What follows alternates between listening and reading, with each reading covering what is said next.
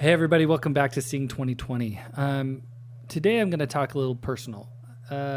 So when I started making this film, it was mostly because I felt like it was really important for us to kind of see what the science was and see what information we could bring to the public so that they could make their own personal decisions, whether or not to wear masks, whether or not to socially isolate themselves, whether or not to visit family, and to make those decisions on their own, educated as free people.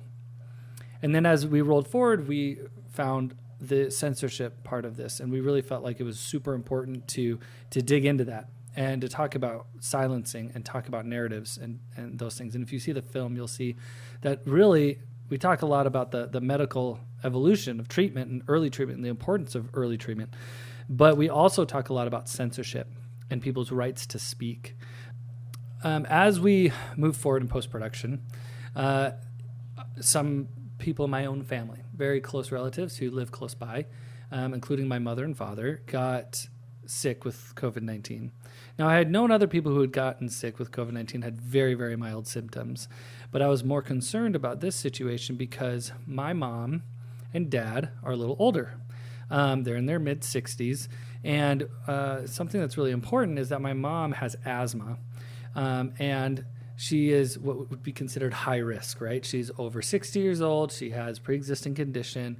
And then she also isn't super athletic, right? She doesn't get out and work her lungs, work her heart super hard. So the big concern is that she had this issue with asthma and that she had issues with her lungs in the past. And so we were pretty concerned. Now, she was pretty symptomatic. She dealt with a lot of the symptoms you hear about, right? Cough, like a dry cough, fever. She lost taste and smell, all those things. So my dad went in and got tested because he was having some of the same symptoms. Now, my dad's a little more active. He still works. He doesn't have the pre-existing condition that my mom has, but he was also pretty sick, and he's over 60. So when he went in and got tested, they figured if he tested positive, she's got to have it too. So he did test positive, and the doctor did what 99% of doctors are doing right now. I mean, obviously that's just a expression, right? The majority of doctors are doing, which is just to send you home. They basically said, go home, quarantine for 14 days. If you get worse or got really short of breath, then go to the hospital. And so they get home, they message the family on a group text, and they kind of said, hey, we got tested positive. We're going to quarantine for 14 days. And it really worried me because I called my dad and I said, okay, so what information did you get from your doctor? And essentially he said, well, just stay home, get rest, drink water, and if you get more sick, go to the hospital. And so I kind of stepped in, was like, hey, look, I'm making this documentary, I'm doing all these things, and I'm doing all this research, and also I'm working with a physician working on the documentary. So what I ended up doing was immediately I had one of my sisters bring over a multivitamin with vitamin D, vitamin C, zinc, and we got them quercetin, which is just a supplement that helps with boosting your immune system. These were all things recommended by Dr. Zelenko, and if you want more information on that, we actually have a section about that in the movie, Seeing 2020, and you can go to seeing2020movie.com to check it out. But in the movie, we talk a little bit about Dr. Zelenko, and that was his initial recommendations for people who are coming down with it, who are not likely to go to the hospital or whatever. But my mom, one of the things I dropped off to their house while she was sick was a little oxygen meter to test her oxygen levels. And I told them, hey, if you get below 95, you really need to consider talking to a doctor and maybe going to the hospital. Now, my mom is a tough lady. She is, grew up on a farm. She's had 9 kids. She's tough as nails. And so she's not the type to just go to the hospital for anything. And so I had her checking her oxygen levels every day. And when it got under 95, she's, I'm tired, but I don't feel like I need to go to the hospital. And I was really worried. So I actually recommended that my dad get a hold of America's Frontline Doctors. This isn't a plug for them. They could have gone to another doctor. It just seemed like the most direct route. would be just to contact them and set up an appointment. So that's what they did. They set up an appointment. They did a telemedicine call, one for each of them. They were able to get medication at home. It was shipped to them a couple days later. Now, during that time of like getting the appointment and all that stuff, my mom, when I called her one morning, because I was calling her every morning to kind of check to see what her oxygen levels were, she said it got down to 90. And one morning, possibly 89, and I was really concerned. But shortly after that, they were able to get medication. In this case, it was hydroxychloroquine with azithromycin and zinc. And because most places wouldn't fill it, and the pharmacy that they were using here, they paid cash for it. But even paying cash for it, I think they paid under $200 for all of it. So they got treatment. They started taking it. They still felt sick for a couple of days. But I clearly remember, and this is something that happened every single day. I called them in the morning, and one morning it was at 97. The next morning it was at 96. The next morning it was at 94. I started warning them. My mom got to 93, and I said, I'm really concerned. Then she got to like 89, and then they got the medication, and it didn't change immediately, right? Like, took her a couple of days, but my dad started feeling better first, and then my mom started feeling better within a couple of days or a week. And then I just spoke to them the other day, and my mom went for a walk. One of the biggest things that I kept warning them against was that chronic fatigue syndrome. A lot of the people I've talked to who had a little bit more of a struggle with COVID-19 was this chronic fatigue syndrome, because I think people don't realize that, even though they're not having like a labored breathing, which is one of the big signs that, hey, you really need to go to the hospital. That labored breathing isn't always the same feeling as, say, asthma. So one of the things I talked to my mom about is she never really felt like she was having like an asthma attack, but her oxygen levels were dropping. And so I think it's important that we remind people that when your oxygen levels start dropping, you're going to feel tired. And that's part of the disease process. And so we need to keep an eye on that, And so we were very, very lucky, because I'm just a filmmaker. I've been doing this research and talking to doctors, and that's how I knew this.